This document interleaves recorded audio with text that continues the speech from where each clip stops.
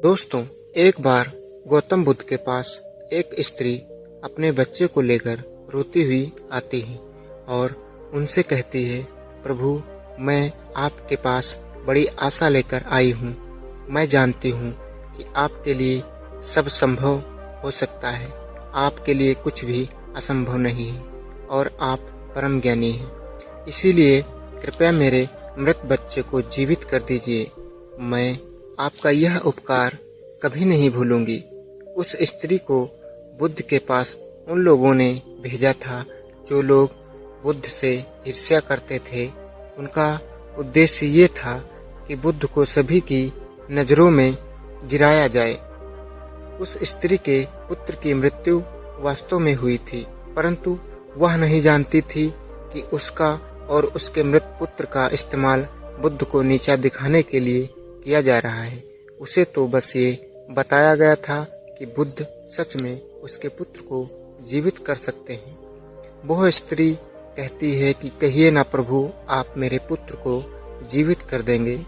वहाँ उपस्थित सभी लोग बुद्ध के उत्तर का इंतजार कर रहे होते हैं। बुद्ध कहते हैं, हाँ, मैं तुम्हारे पुत्र को जीवित कर सकता हूँ।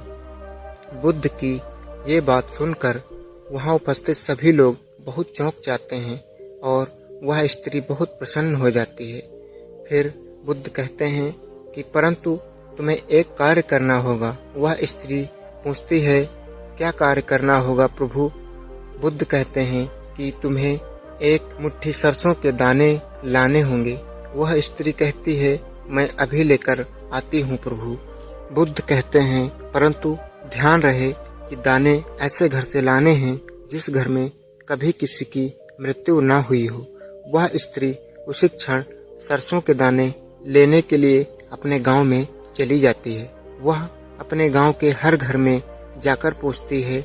उसे सरसों के दाने तो हर घर में मिलते हैं, परंतु उसे ऐसा कोई घर नहीं मिलता जिसमें आज तक कभी किसी की मृत्यु ना हुई हो।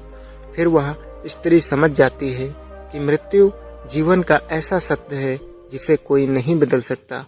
वह स्त्री बुद्ध के पास जाती है और कहती है, मैं इस बात को कहीं न कहीं जानती तो थी, परंतु स्वीकारना नहीं चाहती थी। आपने बिना कुछ कहे ही मुझे इस सत्य से अवगत करा दिया।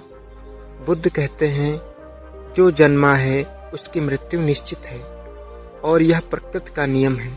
चाहे कोई व्यक्ति कितना ही सुंदर क्यों ना हो, या क्रूप हो, या बूढ़ा हो या जवान हो, लेकिन फिर भी मृत्यु सभी को आनी है।